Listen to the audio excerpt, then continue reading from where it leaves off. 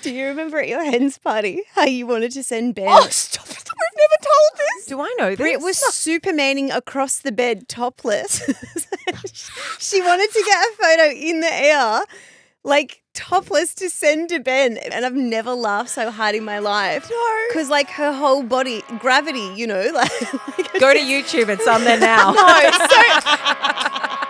Hi guys and welcome back to another episode of Life Uncut. I'm Laura. I'm Brittany. I'm here sitting across from the smartest person in the world right now. I have come armed with a laptop and my glasses. Yes, I'm so glad you noticed I'm wearing glasses today. This is your superpower now. Brittany just took her reading glasses off and she was like, dumb, smartest person in the world. Look, I'm sorry. Look at the transformation, everyone, if you're watching YouTube. People take me more seriously with glasses on. They do. They respect me way more when I wear my glasses. Do they respect you when they discover that there's nothing prescription about them? It's not even a lens. It's just you poke my finger through and hit me. It's just a frame. Are you wearing blue light glasses? What are these for? Are they just for aesthetics? Because they are aesthetic. Let me talk you through it. I was just explaining to Keeshia because Keeshia also laughed in my face like a true friend. Yeah, do you know what though? I think it's important to keep friends by your side that keep you humble. That Guys, tell you glasses. the truth. I don't need to be kept humble. I'm wearing my glasses. remember that time Brittany told me that I was trying something new? She hated your elf shoes. Oh yeah, this is payback for the elf shoes. Okay.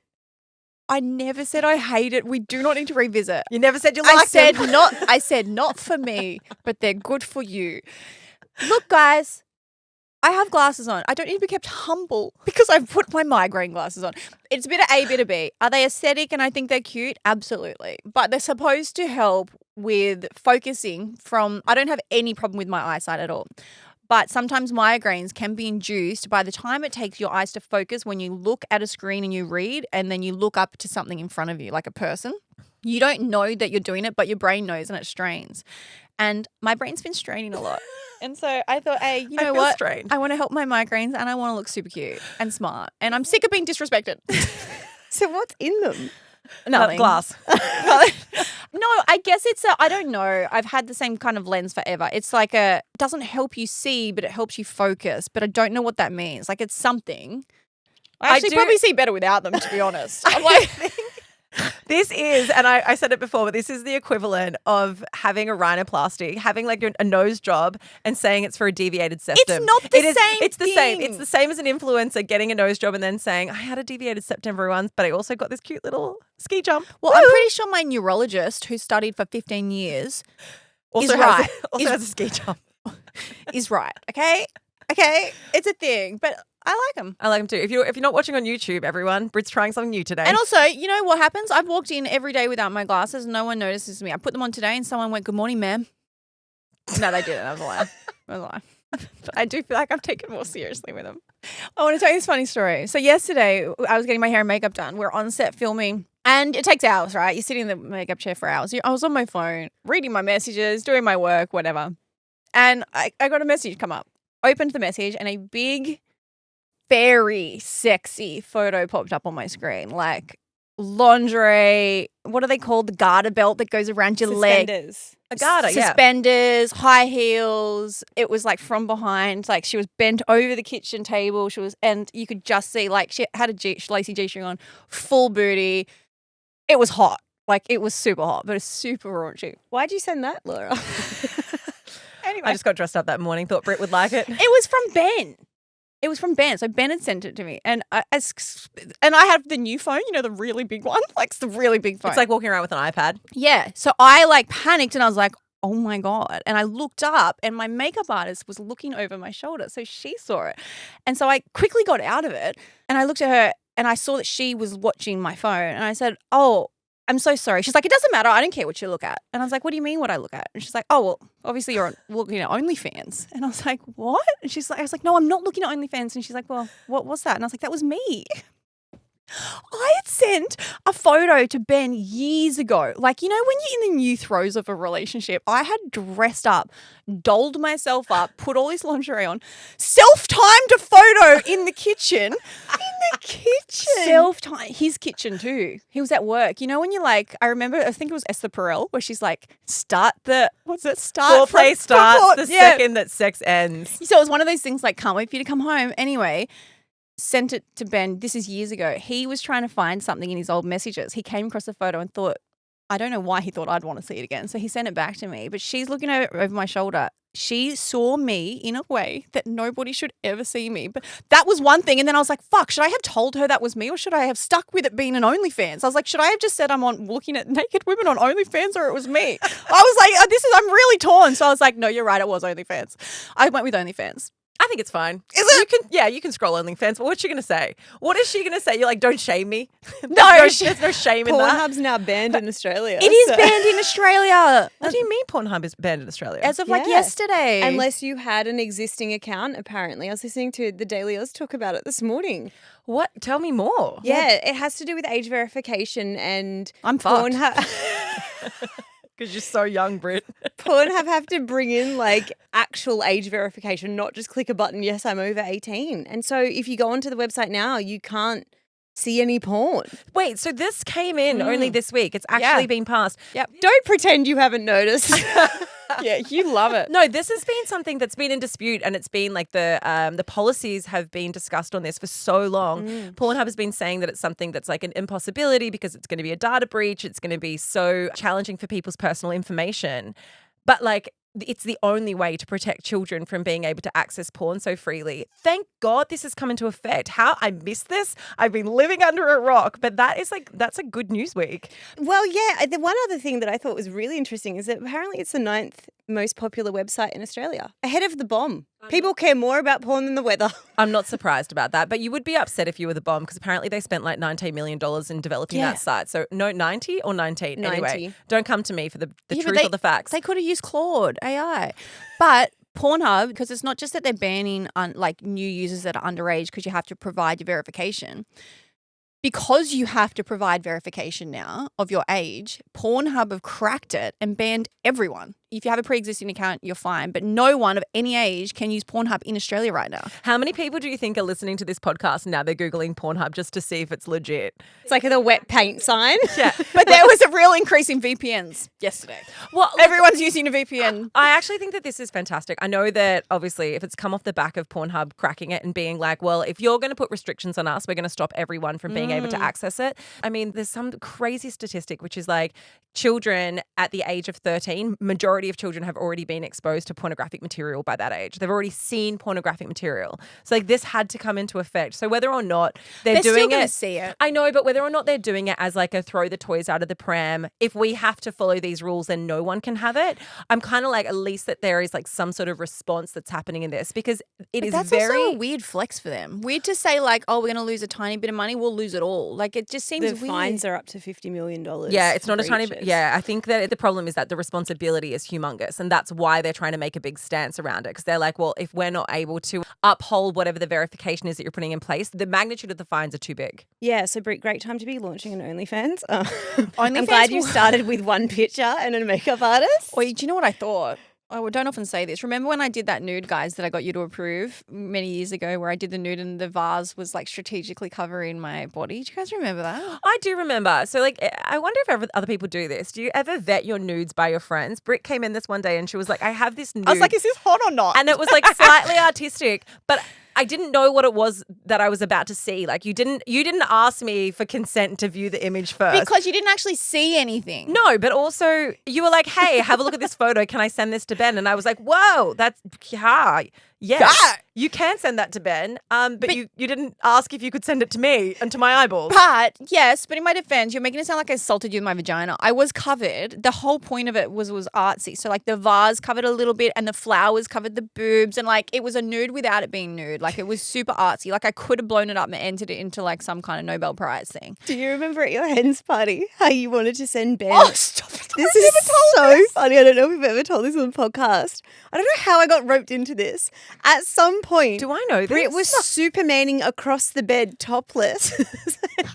She wanted to get a photo in the air, like topless, to send to Ben. It was so funny. And she showed me, and I've never laughed so hard in my life. No. Because like her whole body, gravity, you know, like Go to YouTube. It's on there now. No, so hang on. At my hens party, thought it would be cute to send Ben. I don't know what is wrong with us. We spend too much time together. Like a hot photo, topless photo. We're like, let's send him a topless photo. Of the both of you. No, just me. No, not me. Someone had to take it. Someone had to do the photo shoot. So we tried. You guys know how awkward I get. I did a couple of serious ones that I thought were hot. And then I was like, I can't just send him this. It'll be funnier if I send him a stupid nude. So instead of sending him a sexy nude, I ran through the air and I Supermaned sideways. I was completely horizontal across the bed. Then Keeshia snapped the photo midair. Very athletic, very nimble. But because the gravity, my boobs were just these tiny little white pointers that were hanging to the ground. And No, like they pointed weren't off hanging up. It was they like were like flying through the air. It was the least sexy thing you've ever seen, and that's the photo that I sent him. it was so funny. He was like, "What the fuck?" Anyway, yeah. So not only do my friends vet my nudes, they take them. I don't even know where to go from here. I can confidently say I've never had a friend take a nude. Never in I my can life. do it for you for your 40th. I'm going to give you a shoot that A nude I'm going photo to shoot take. that I can send to Matt. A tasteful nude photo shoot. We have been trying to think what we can get you. Can I nude shoot you? I sent Matt like an almost nude recently. Actually, it wasn't even a nude. It was an old one, and he was just like, why did you send that? Like, it was like from the archives. It was kind of like how Ben sent you one of yourself. I sent one that was from the archives, but it was of me. And he was like, why? Did he know it was an archive Oh, one? yeah, fuck, that don't look like that anymore. Nothing looks like that after 3 children. And he said, why? We like, Matt, that's not the answer. No, he was just a bit like, why did you send it? We're not at the nude stage anymore. Something happens when you've been with your partner for a long time. They've seen you birth 3 children. Like, the concept of sending Matt a nude no longer feels like it's sexy. It feels like it's funny. Like, it doesn't actually feel like it would. I don't think I would get the desired response from him. And if he just sent me a nude as well, I'd be like, why? No, Why did you send that? I think you're underestimating it. I still think I know Matt would happily receive a nude from you. He'll take what he can get. The guy will take what he can get. Don't withhold that from him. I can take one of you. I'm okay, Britt. You've Thank seen my you. art. I did. I saw your boobs yesterday. Thank you. You did say They're great. They're great. All right, Proud let's of you. move on. Okay, well, look, I have a question for you. Have you ever stolen anything from your parents? just their desire to live. Their dignity, yeah. Their will to live, just their freedom. Yeah. I stole their cigarettes when I was young, but that wasn't for me. That was so that they couldn't have them, and that did not end well. I stole alcohol from my mum. That was one thing. Like, you know, when I was going to parties when I was like 16, 17, I would steal liquor and I'd top it up with water. As if they didn't know, right? No, I don't think my mum did. I don't think she had any clue. My parents didn't drink, so there was never alcohol to steal. I never had anything to steal. Did you ever steal money? Did you ever steal clothes? Like, is there anything that you took from your parents knowing, like full well knowing that you'd taken it, you shouldn't take it? Yeah, I stole one, borrowed for a long time. One of my mum's like really nice bracelets. It was like a really big chunky bracelet. And in hindsight, it was a really bad thing to do because it was probably one of her favorite pieces. I think it was expensive, but I loved it. And I didn't know at that time, you know, when you're a teenager, you just don't really know the ins and outs of like anything of your parents' life or whatever. And I just thought that was fucking sick and took it. And I remember she asked me for it a few times. She's like, have you taken it? And I said, no, because I panicked. You know, when you panic and you dig yourself into a hole. And you lie. And I lied. And I Is it don't like- know why I lied because Mum was like, I can't find it anywhere. And she was really upset about it. She ended up seeing it in a photo. I was at uni in Newcastle. She ended up seeing it. And I was like, oh my God, I found it. And then I gave it back to her. But I just loved it a lot. I just didn't want to give it back to her. Wait, so she saw you wearing it in a photo? Well, she always knew I had it. So she knew you were lying. She knew you were straight up lying to her. Yeah, as she to- knew I had it 100%.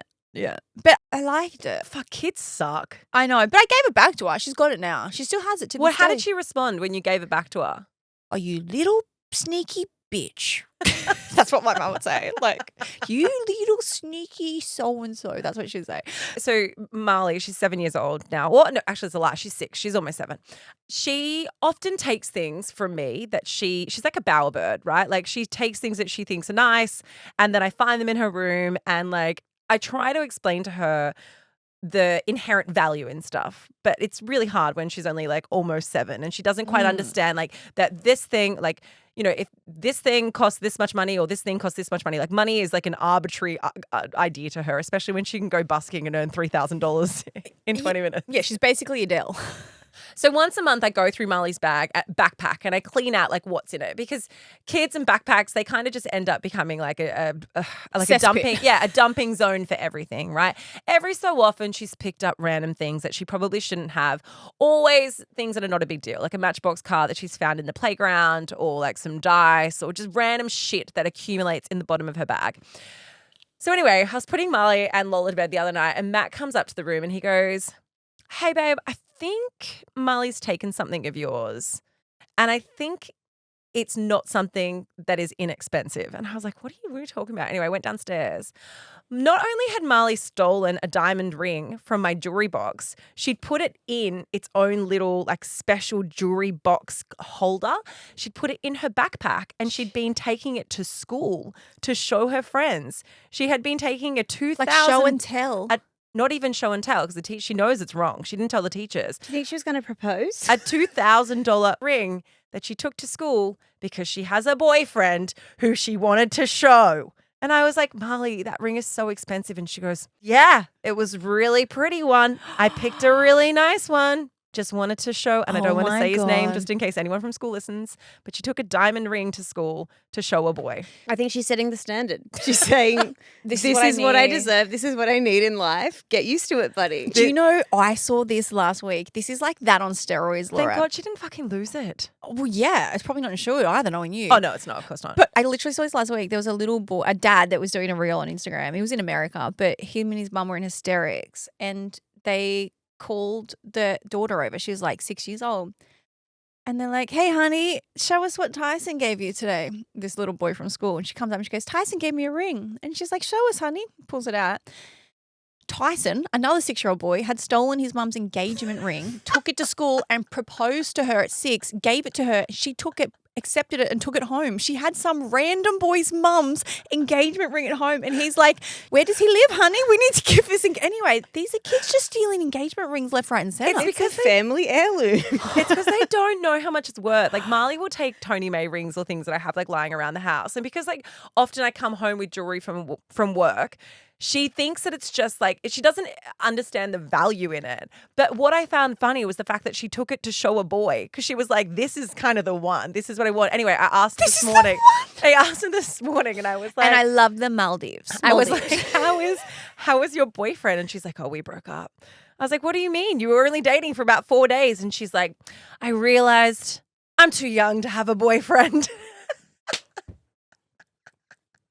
She realized quicker than you did. I was like, yeah, live your life, girlfriend. Live your life. Go out there. Experience it all. So she broke up with him because she didn't want to be tied down. Don't settle down. Don't settle down at 6. It's too soon. So they're actually having boyfriends, are they? Have some more experiences first. Yeah, the obsession with boys as a 6-year-old is crazy. And I think it comes from things like K-pop Demon Hunters, and it comes from like different TV shows, because a lot of like the kids' TV shows now, there's a love story element to it. Like back in the day, apart from Bluey, we were watching shit like Rugrats and stuff. Now it's like the stories. We still had crushes though. Like I think it's almost I had a boyfriend biology. at 6. Yeah, Did you? Speak for yourselves. No, I did too. No boys. Laura was at a girls' Catholic school. I wasn't. When I was in primary school, no boys wanted to touch me with a 10-foot pole. I had an undercut. It's because you stole your mum's alcohol. I'll show you. At 6, I came to school drunk. I'll show you. Like fucking Laura, what's wrong with that kid? Hang on. We can't brush past the undercut. You had an undercut? Yeah. Like an undercut. You're shaved Like a under. speak to the manager kind. Karen. How long was the top? So okay, I lied to my mum. I wanted to get my hair cut. I had really long hair, and I said to my mum, "Can I get my hair cut?" And she was like, "No, you're not getting it all chopped off." And then when I was at my dad's house, because my parents were separated, I said to Dad, "Oh, Dad, Mum said I could get my hair cut," and he took me to the hairdressers, and he was like off to go and do something while he left me at Just Cuts, and I was like to Just the Cuts, lady, the $15 cut. to the lady, I was like, just go, cut it. Just cut it. Just go short. I had a Keeshia moment, and then she cut it, and I was like, shorter. And she goes, if we go any shorter, we got to shave the back. And I was like, go for it. And then I went home to my mum with a shaved undercut, and my mum cried. So And Laura's like, it was really confusing. I don't know why none of the boys liked me. none of the boys and wanted- And then I was a virgin until I was 17. Dude, that's young. 17's not, you're not old and haggard. 17, you're still only just legal. I finished school at 17. I was at university. No, I didn't. That's a lie. This is like a little bit of a switch in gears in terms of mood, but I had one of the most intense things that I've ever experienced happen last Thursday afternoon. And to start the story, I want to say that everyone is safe, all animals are safe, but my neighbour's house caught on fire. So it was quite late in the afternoon, it must have been about 4:30 or something like that. And I was working in the study and I heard these big bangs. And I went out and hilariously, my partner and I, we actually blamed each other. I was like, what the fuck are you doing? Like, why are you making all this noise? And he's like, I thought you were making it. And to try and cut a bit of a longer story short, there was all this commotion out the front. I went out the front. There were quite a few strangers and they were like, is that your house? Is that your house? And I turned around and there was this humongous black cloud around our backyard. Oh my gosh. So I ran out to the backyard and it's at this point that I can hear this like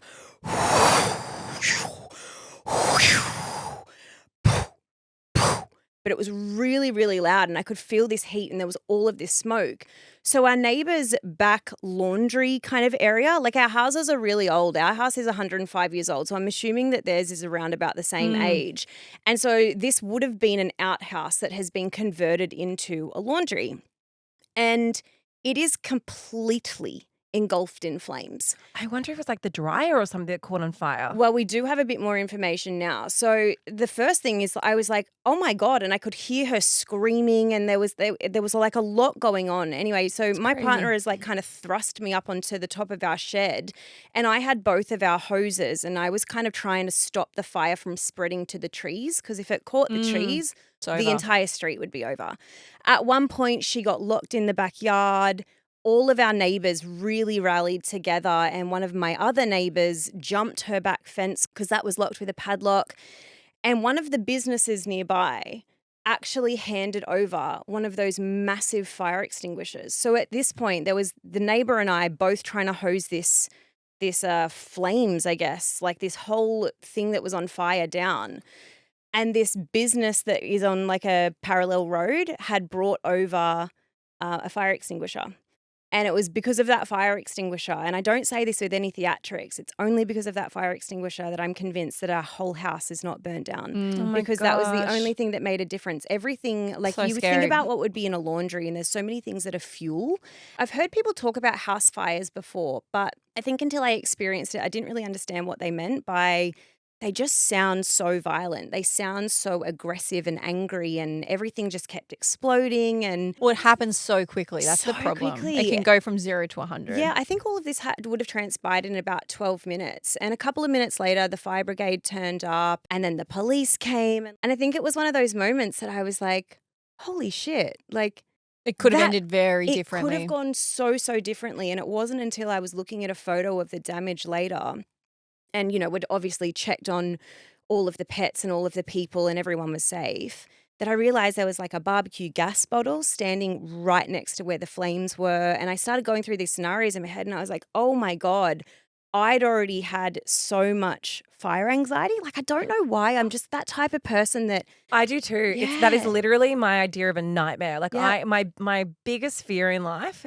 is dying in a house fire. Yeah. Is Yep, like I'll lay in bed thinking about tax and house fires. This is like horrifying to me. I have why? the exact same fear. And used I to- would never, ever leave I would never leave anything other than the fridge on when I go out because I just have this weird fear around it. And do you know what it was? I can remember mine. So when we were in primary school, there was a fire safety video that was shown as part of when I had an undercut.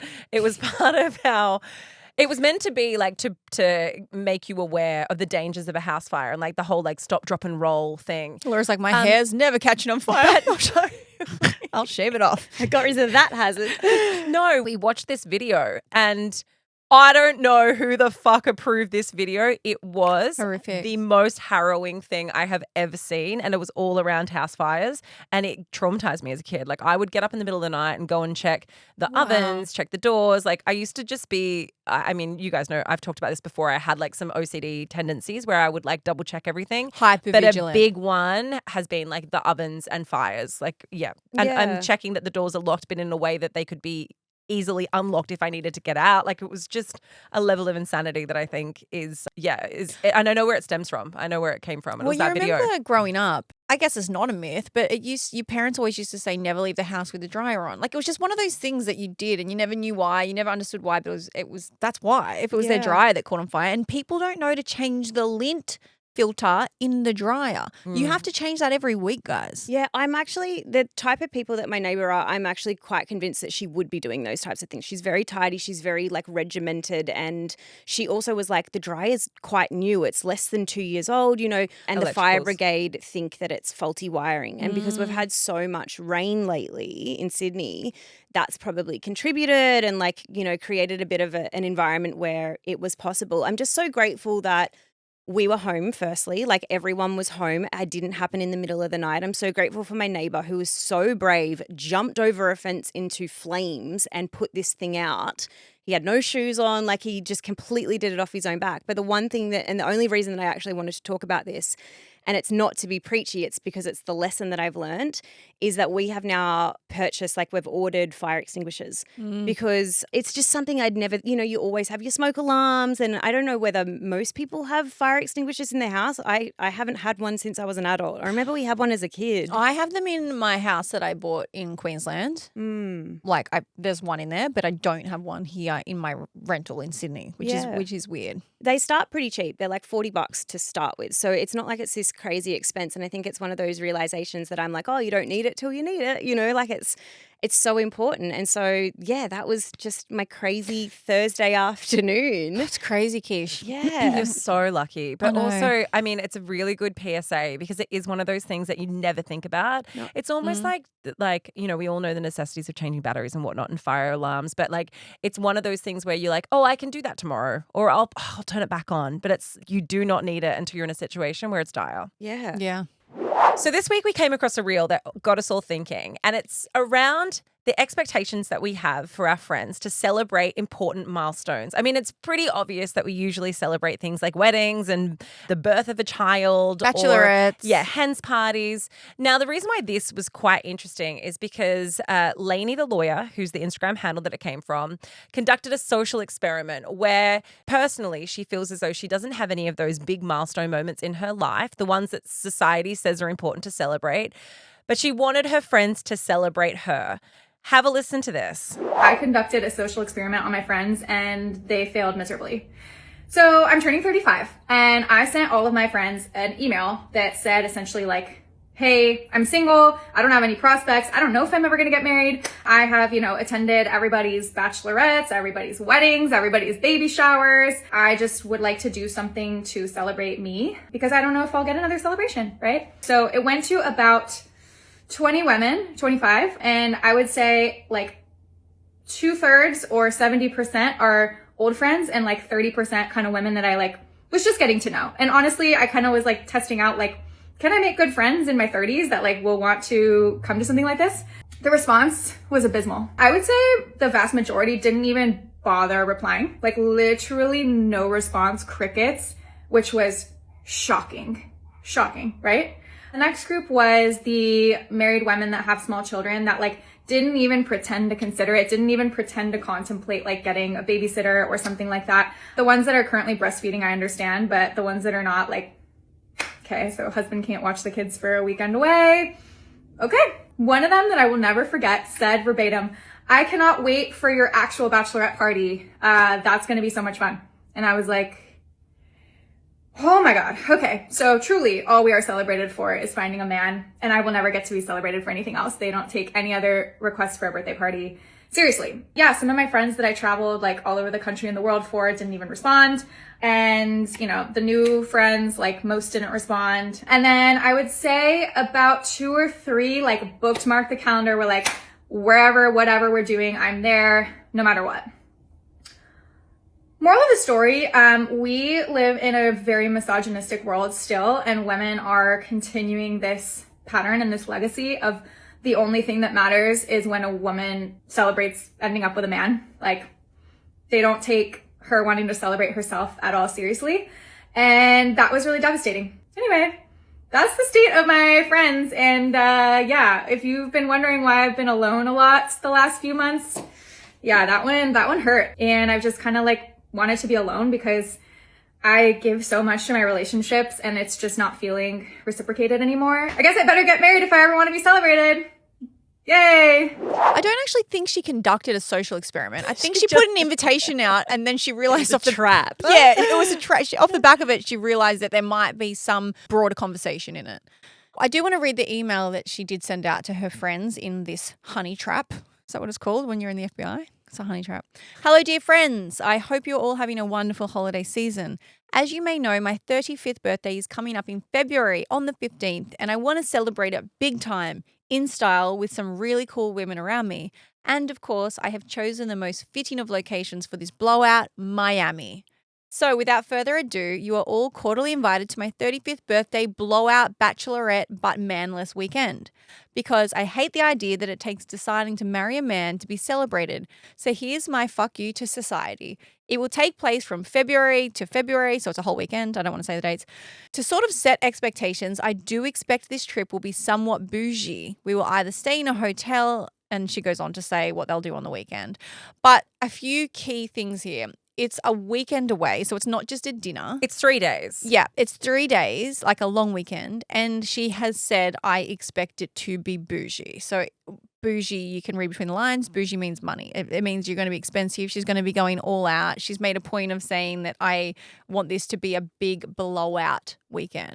I think two things can be true at the same time. The reason why I like this is because I do think it has a point. I absolutely do think that we prioritize celebrating milestones that society says are important, which, you know, are getting married, are having a baby, and they're things that, especially as women choose to be childless by choice, are not going to be as relevant to some people, right? However, I do challenge the misogynistic part of this because, and I had this conversation with Ness, who is in a lesbian relationship. I will celebrate her wedding with the same propensity that I would celebrate a heterosexual relationship. I would celebrate her having her kids in the same way. I don't think it necessarily, yes, the majority, if we're going to look at statistics, are people in heterosexual relationships. But I do think that now, I don't necessarily think that that's the one and only reason as to why people are celebrating this. However, should we be celebrating our friends who don't have these big things to look forward to? And if you don't have one of these big things, or you don't want one of these big things, as in like these milestone moments, do you get left behind when it comes to your friends celebrating you? No, the problem that I have with this is not the fact that she wants to be celebrated. It's not that she doesn't have kids and she's not getting married. And I really felt for her for that because I think her feelings are tied to her knowing that maybe her prospects are slim for a wedding. And her words, not mine. She said, my prospects are slim. The problem with this is the expectation of what she wants people to celebrate and how she wants them to celebrate. It's not, hey guys, it's my birthday.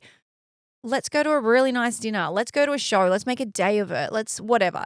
Let's have 3 days away, which is obviously expensive. Let's have a destination birthday. It's a flight. It's a destination. You are asking people to give up a lot and to spend a lot of money. And the fact of the matter is, the reason we choose to spend money and get babysitters and spend time and energy on things like weddings is because they are one-off huge moments in somebody's life. Sometimes 2, sometimes 3. So some people have 2 weddings, fucking bitches. No, but do you know what I mean? Like they are moments where you're like, okay, if I am going to go out and ask a family member to come to my house for 3 days to watch my kids so I can go and celebrate my friend's wedding, that's more of a reasonable ask of those around you than it is to say, can you come and mind my kids for 3 days so I can go and get pissed in Miami for a friend's 35th birthday? It doesn't land the same. So I think her expectations are unreasonable. When she's saying friends didn't even pretend to get a babysitter, it's a 3-day weekend. Like that is a really big thing. Yeah, I think the reason why I say two things can be true at the same time is because I do think it's an unreasonable ask to expect that your friends would come and have a destination birthday. But I absolutely see the merit in unpacking how it must feel if you are the person that is constantly showing up for your friends, for their weddings, for baby showers, for all of these things, but you either don't have these things in your life because you want them and you don't have them yet, or you don't want them and therefore you're never going to be celebrated in that way. And we do put a lot of money into hens parties. We do put a lot of money into weddings. And so I know it's a weird arbitrary number that she's chosen and she's like, well, I'm 35 and so therefore this is the thing we're going to celebrate. But I also understand this feeling of missing out, on ever feeling as though you're the person that gets to be at the center of the celebration, that you're the friend that has something that is worthy of celebrating. Yeah, but I don't think her ask, I think it's okay that she asks. I think it's okay that she wants to do it. But the expectation has to be that more people than not are going to be able to do it. Like you have to, when you're going in to ask something so big like that, surely you need to be self-aware enough to know that it's a big ask and a lot of people probably can't front up. The people that couldn't even be fucked to respond, that's just rude. Like she has every right to be upset by the people that it's like, I didn't even email back. I didn't even RSVP you back. But I reckon the reason why some people haven't responded is because in their world, they're like, this is such an audacious, crazy ask. This is such an unreasonable ask that it's like, it's uncomfortable or it's like, and I'm not saying that it's correct to like not reply. That's crazy. That for me, it's like someone saying, hey, I want to go to the moon for my birthday. I'm like, fucking what are you talking about? Like, yeah, but you'd still write back and say, sorry, I can't go to the moon this week. Like you still are, it doesn't matter what the ask is. You still RSVP. It's awful to put people in that position as well. And that's what I don't like about it. You know, coming back to the expectation thing, she said between 20 and 25 people. Like, yeah. Even if you were able to go, you had the finances that you were happy to spend on an entire weekend away. Like, there's a good chance you're going with people that you don't know. Putting people in the position where they have to say, hey, I actually don't have that type of money I actually think it's really rude. And I don't think enough people consider this, even when they have things like hens parties now and destination weddings. Like, putting people in the position where they have to confess to you that they're not in a financial position to be able to afford that, I actually think it's kind of rude. And I think that we could have a lot more compassion around those situations. I feel different for it in terms of a wedding, but I feel very much in alignment with you when it comes to something like a hens party.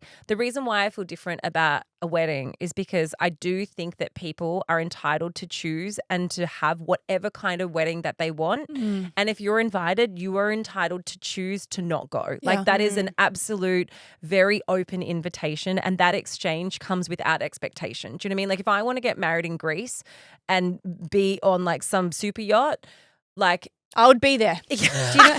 Yes, I will come. No, but like I understand that there will be a huge portion of my friends that cannot make it to that wedding, and I've chosen that anyway. Do you know what I mean? Like I wouldn't hold it against someone who couldn't come. Do you know what I think the big difference is? I also couldn't come because I have 3 kids and can't afford international flights. Do you know what I think the big difference is? The wedding, you choose what you want for your wedding, but you pay for those things. When it's a weekend away like this, or when it's a hens party, those costs are split between the people who are going. So the people who are like, I want to have a week in Singapore for my hens, it's like, holy shit, we're all going to be fronting the cost for that. And we're probably going to be paying for the bride as well. But that's what I mean by the expectation is you can ask what you want, but you can't expect them to go. You just have to have realistic expectations.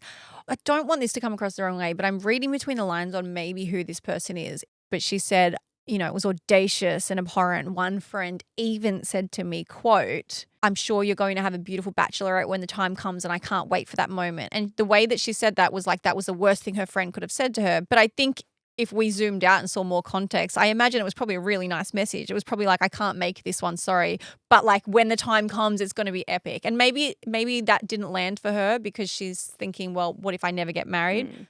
But I don't think there was any ill intent in the kind of a response from a friend saying, I will celebrate. Because what she's saying is, I will celebrate you when it's the bachelorette. Unfortunately, I can't do it at this time. Yeah, and I relate to this girl. Like, I have been to so many of these events. At this point, I don't have any intentions of getting married. So I don't think I will have those types of celebrations. But and you have no money left now. And I've spent all of my savings on everybody else's. No, I don't feel like that though. Like I don't feel angry or bitter towards my friends for celebrating those things. And I kind of feel sad for her in the sense that I can tell that she feels really quite bitter about the fact that she's had to do all of that. I'd also love another wedding.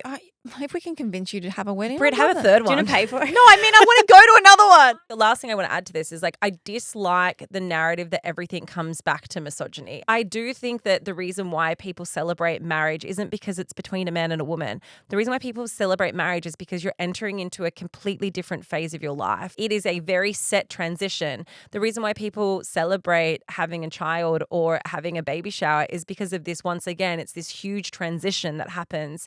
You're entering into a different phase of what your life will be like. There's before children, there's after children.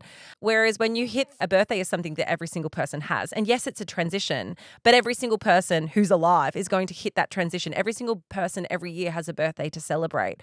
So if every single one was treated with that level of magnitude, you'd be celebrating every single person's birthday and having weekends away all over the place. So I guess that's why some of these things feel more rare, and it's because they are more rare. They happen less frequently. The only thing that I disagree about that is that I don't think she's making out because it's just because she hasn't found a man. I think the misogyny comes into place with the systems of which we celebrate traditional milestones. I agree. You know, I don't necessarily think it's because she's heterosexual. I think it's more about the fact that we have only celebrated these things that are quite traditional in terms of like partnering up, adding a human being to the world. You know, those types of things are by nature slightly misogynistic.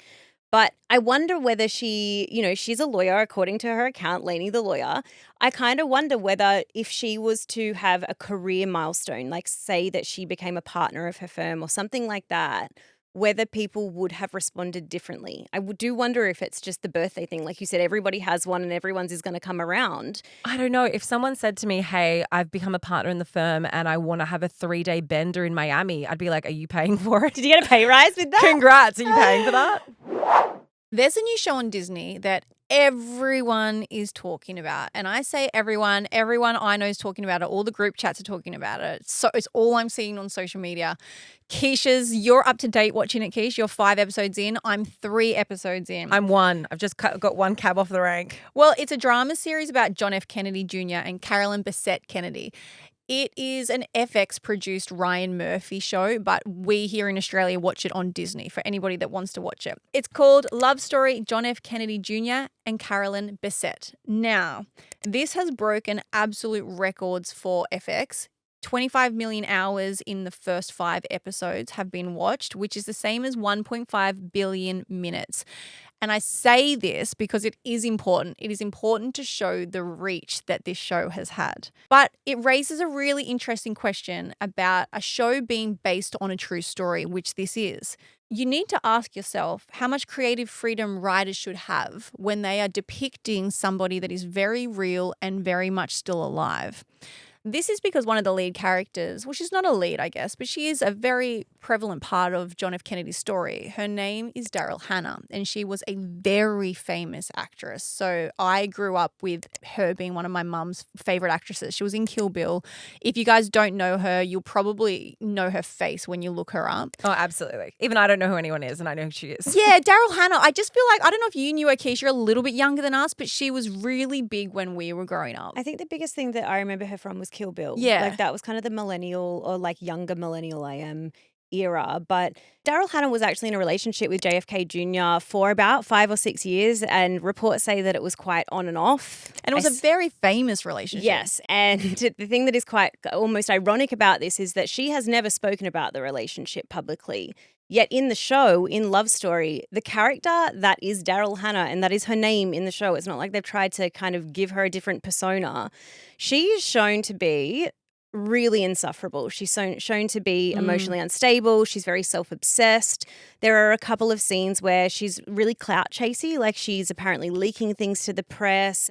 There are even scenes where she is really inappropriate at Jackie O's wake. There is another scene where he gets home from this really big day at work and she has quite a few people in his apartment that she's living in with him. She's having like a huge house party without telling him. A party. They're all doing lines of cocaine off of this silver tray that he states is a family heirloom. Like she's just shown to be really, really disrespectful.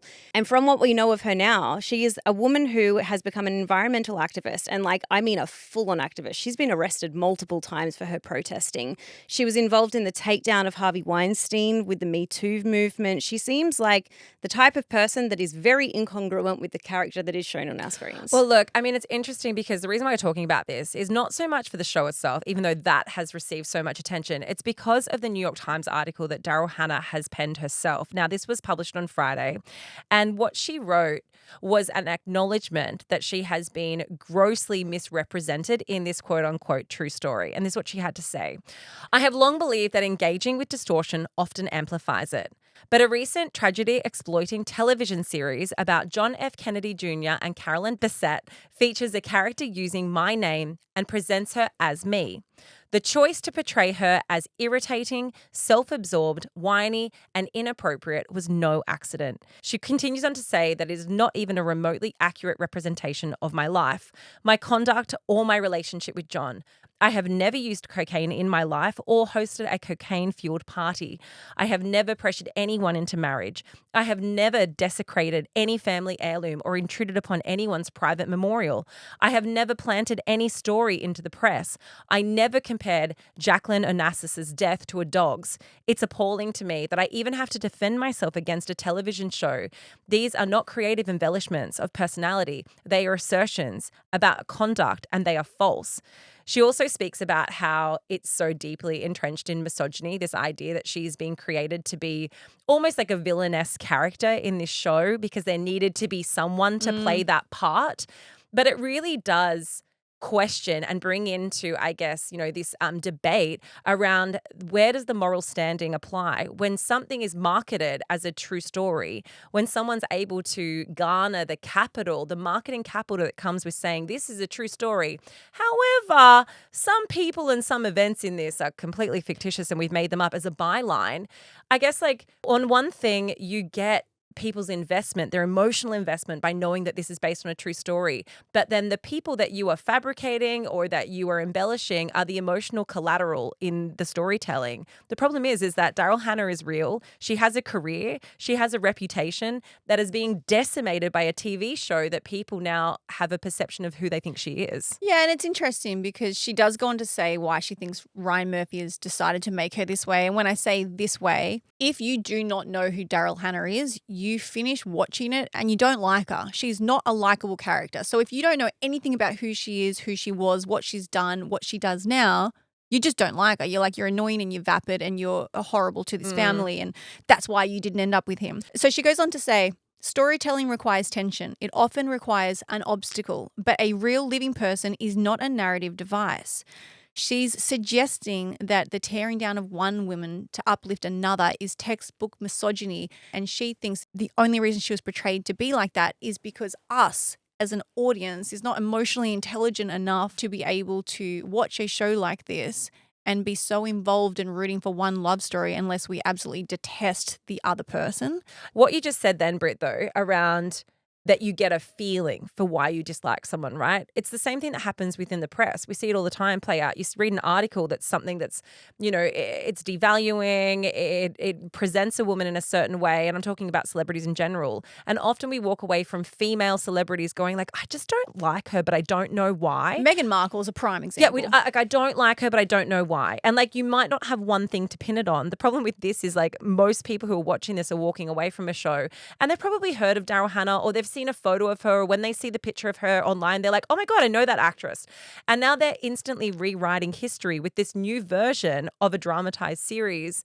And it made me think of Baby Reindeer, even though this is a lesser version or a lesser comparison. It's the series that was written by a man named Gad around his experience with a woman named, quote unquote, Martha, who stalked him over the space of 4 years. Now, this was advertised as a true story. And Martha, the real Martha who came out, she threatened... The real stalker. The real stalker who came out threatened to sue Netflix for the embellishments. And what Gad ended up saying is yes, some things were embellished, some things were not true, but the emotional feeling is a true story. And that in itself is questionable. I think the reason why we had more leeway for that is because, yes, she was a convicted stalker. So she kind of loses credibility.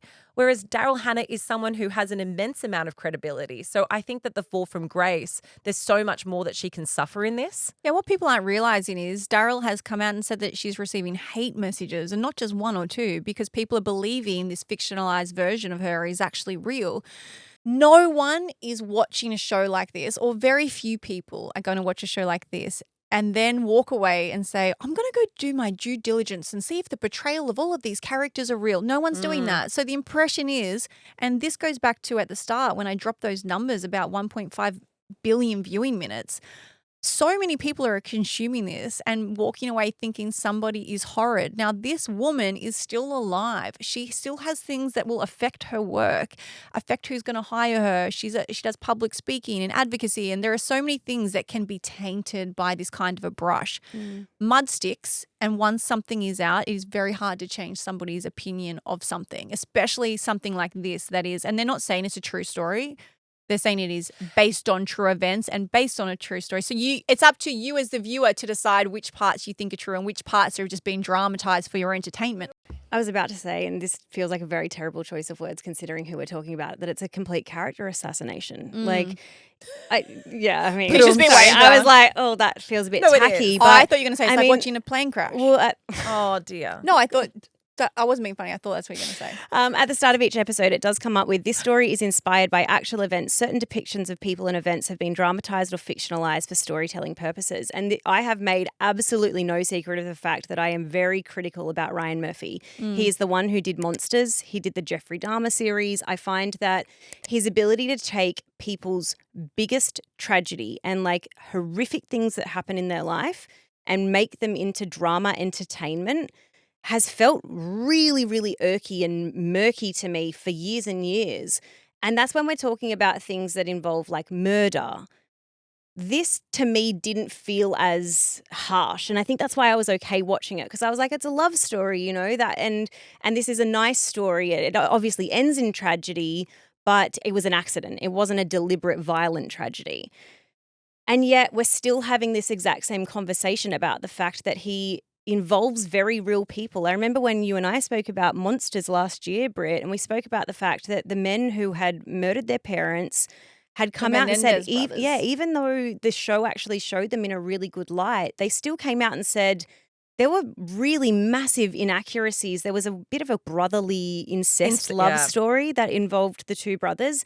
And they were like, none of that was true. You know, I don't know why he felt the need to dramatize that angle. I'm not surprised by the fact that Daryl Hannah has come out, called out Ryan Murphy and said, why did you feel the need to make me this character? Like, as an audience, are we not at a point where we can see a woman who is amazing, who is an actress, who is empowered and all of these positive things and still recognize that she wasn't the right person for John F. Kennedy Jr.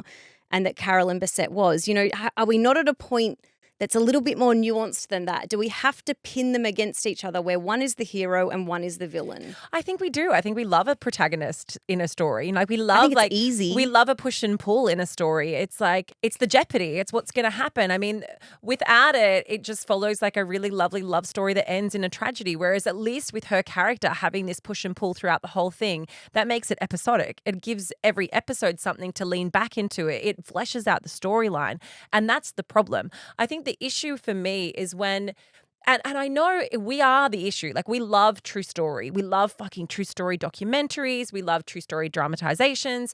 But it's this genre of true story dramatization that's borrowing the credibility and the legitimacy of journalism without having to do any of the due diligence is where the real moral gray area is. And then when you couple it with the fact that we've explored a lot of the stories where people are all deceased and there's no one who can really complain about it. And now we're looking at stories that are happening so close to history where people are still alive and are directly affected about it. Like, there has to be some fucking rules in place. You can't just decimate someone's life or someone's reputation and then say, oh, but we said that things were embellished. I know I made you be a bit of a CUNT, but that's okay. Like, come on. It's just, don't let the truth get in the way of a good story. Imagine if one day you flicked on Netflix. I mean, my life's not that interesting, but you saw like yourself being portrayed in a story as being a horrible person. It would just unravel you. It did make me think. I read a quote by one of her best friends. So Rosanna Arquette is another actress and they've been friends for a really long time. So she's also come out in Daryl's defense. She said a bunch of stuff, but I just want to read this one line. Her love with John F. Kennedy Jr. was real, and some of the happiest times John F. Kennedy Jr. had. Just ask his family. But no one did.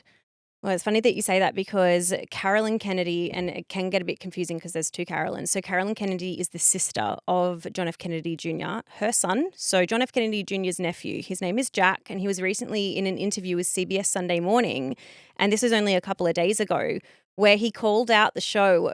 He said that they were producing fiction with a capital F. He said, if you want to know someone who's never met anyone in my family, knows nothing about us, talk to Ryan Murphy. The guy knows nothing about what he's talking about, and he's making a ton of money on a grotesque display of someone else's life. Ryan Murphy actually said on a podcast, I thought it was an odd choice to be mad about your relative that you don't really remember. What a ridiculous It's so response. cooked. What a ridiculous response when he's the one creating content about someone who he doesn't know. You know what I mean? It's got no connection to them. The thing is, this is where my issue with this whole thing lies.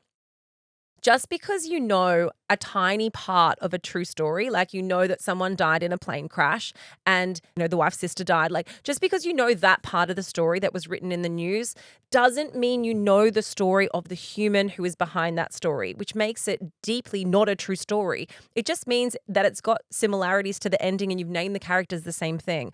I do not think it should be legal to be able to make true or based on a true story or use that type of terminology if everything leading up to the last episode or the last thing is not true or has been hugely dramatized for the purpose of making, Money. profit. At the end of the day, these are people's real lives. These are people who have identities, who should have some ownership over their own personal identity. That's been taken away from them, as is their reputation. And now their entire true history is being rewritten by a fucking dramatized series. It's crazy that there aren't rules in place for this. It is really hard. Let me talk you through what's going through my brain right now. It's hard because whilst on one hand I agree, almost everything that's produced has been inspired by something, right? Inspired by a person, inspired by a moment, inspired by a life event. And it's going to always be impossible to make it 100% accurate. Impossible, because you are never going to be able to know and see and speak to every single person and every single detail and every word that comes out of their mouth. Like, is this something that you would have said? It's not possible, right? And we're never going to stop having inspired buys. And I even say this because I'm just thinking now, the TV show that I wrote and created and I'm trying to produce at the moment is inspired by my life, right? I have taken events from myself. But when I think about all the scenes and stuff that are in that, none of them happened. None of them are real, but they could have happened to somebody that I know or an event that I was in. Name people in that, the names of your ex-boyfriends or the names of people who are affected. Are we in it? No, but this is where the issue is. It's because Daryl Hannah's character specifically, it's not based on her and her name's Lucy. It's Daryl Hannah and she's still living and that has a direct reflection on her reputation. So that for me is where the issues lie. Are we ever going to stop doing inspired by and based on movies and TV series? No, we're never ever going to do it. But there does need to be some kind of speaking to the people involved, at least getting their opinion. It doesn't mean they have to okay it because they're never going to bring that in. But I do think the lowest form of respect someone like Ryan Murphy could have done is at least consult the people that were the main characters of his inspired by story. Totally. The thing is if you haven't even consulted the people who have any reference What to have the you person, done? Yeah. you haven't, it's not a true story. It's not based on anything from truth. That's the problem. And so I don't think that those credentials apply. I guess why I think it's so different to what you've just described, Britt, is because yes, of course you're going to make content based on inspiration that you've taken from the life that you've lived. But this is not taking inspiration from the life that you lived or anyone that's even close to you. This is just taking a historical moment and names that people are deeply interested in, a tragedy that people are extraordinarily fascinated in, and creating a fictional story based around that and calling it truth. That's the problem. And then there is someone who is still alive who is able to have a voice, write an article in the New York Times and say this is fucked. And that's what's happened. Almost be forced to write an article. Because she's how else can she defend herself? Because she's inherently quiet and never ever gives volume or noise to this sort of stuff. And I'm such a hypocrite because I think this show is fantastic and I'm It's going so to continue good. watching That's it. the problem. I hate myself for enjoying it so much, but I think it's good that we have these conversations calling out the inaccuracies because otherwise how else are people's actual stories going to get out there? The problem is, though, you put your money where your mouth is, right? Because by watching it, you just fuel the next one to be created. All right, suck and sweet, guys. What is your suck of the week? I genuinely do not have a suck this week. I have had a really good week. I've got my glasses on so that I'm the smartest I've ever been, everybody. my glasses are keeping my migraines at bay because they have been bad. But I've actually just had a really beautiful week. My sweet of the week is I just touched on it, but the TV show that God, guys, if you've been a long-term listener, you'll know this has been years in the making. I wrote and developed a TV show many years ago. Britt and Mitch piloted it Yeah. years ago. This is how long it's been in the process for. I wrote Mitch in as like a main character, and people probably don't know, but a show and a movie can take years to get off the ground. And that's not to get off the ground, that's to be seen or someone to even like look sideways at you. But the last couple of weeks to months, it's really steamrolled and a production company has picked it up, and we've just had a writer come on board this week, and in 1 hour I have a production meeting with LA. Now, this does not mean that it's going anywhere. There are so many stages to getting something produced, honestly. But it's as close to the sun as we've gotten so far. That's so exciting. So exciting. I know. So it's just like it's happening. It still needs we're almost at the point where like we need the okay from a streamer to say they'll take it and then it can go forward. So we've done all the steps that we could possibly All do. I can say is I feel really sorry for all your ex-boyfriends because they're going to be fucked in this one when it comes to their No, reputation. they're not. Based on true story, inspiration. Oh no. So that's cool. So we've just got meetings about that, and I don't know. By the time it gets picked up, I'm not going to want to do it anymore. And I'll be too old to play the character I wrote. That's the problem. That's why I just get all the sevens for them. But that's my sweet of the week. So, Well, in I'm 2030, maybe you'll see something. You'll be doing the menopausal version of it though. That's what You'll it will like be. dating in your 50s. I was like, she's no longer 25. She's actually 50. Well, look, okay, my suck for the week is it's kind of like coupled into a sweet, but it is a suck. We have been really busy with work in the last little bit, and I had a day yesterday where we had a big filming day for after the dinner party. And don't get me wrong, the show's amazing. We're having a great time, and I am loving that I've been able to juggle work and also having a baby. But yesterday was a day that I felt immensely guilty as a mum. And it was because I left work before Poppy had woken up. And by the time I got home from work, she had been put to bed. So I literally did not see my children yesterday in a work day, which it's not like she wasn't cared for, guys. She was cared for. She's fine. But there's something really, I guess there was something really sobering about that day. And I hated it. Like, as much as I feel like I'm picking work goals, it isn't a sacrifice that I want to make, and it wasn't something that I felt good about. Getting home, I just wanted to wake her up just to cuddle her.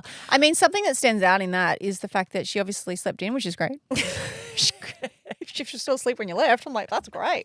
She did. But yeah, I literally just didn't see her yesterday. Yeah. And then I had the cutest moment. So this is kind of my sweet, which sounds so silly, but like I was feeling really sad about that. And usually like Poppy, once she's asleep she's dead asleep until about 2 a.m. And that's when like the party time happens and she wakes up 6 times between 2 a.m. and 6. But usually I wake her up at 11, I do a dream feed. Anyway, I came in at 11 to give her a dream feed and she was like doing a little rustling. Usually she just drinks her bottle completely asleep and might like look at me once or twice, but she's pretty much asleep. So she was doing that and I gave her a bottle and then she opened her eyes a little bit just to kind of like spot what was going on. And then she saw it was me and she was like, ha ha! And she was so happy. Like it was the cutest moment. Never, ever, ever in the night has she woken up like that level of just fucking stoked. Cute. And so, yeah, it was really sweet and also annoying because then she was wide awake and just wanted to party. You're like, oh, I didn't miss you that much. So Go back to sleep. But yeah, it's the juggle of trying to do as much as what we're doing and doing that with 3 kids. And, sometimes I feel like I'm absolutely killing it. And other times I have deep, debilitating mum guilt. And that was my feeling yesterday. You did just leave yesterday. You picked up your bag and left. You left your laptop, all your jewelry. I had to go and collect everything. I ran out of there because we ran so late with recording. Yeah. We weren't supposed to finish as late as we did. And I literally just like ran off the couch, got my bag and ran out the door. I was like, I'll hand deliver your laptop to your house. Don't worry, Laura. And then I left my laptop on the table. I left all my jewelry, like just left everything. So I was like, I fucking need to get home. And I was trying to get home before she was put to bed, but I didn't make it. So I felt very sad. That's my suck and my sweet all roll into one. Anyway, guys, that is it from us. If you have any questions for Ask Uncut, slide on into the DMs. If you want to watch Britt's glasses on YouTube, go over there and you know the drill. Tell your mom, tell your dad, tell your dog, tell your friends and share the love because we love love.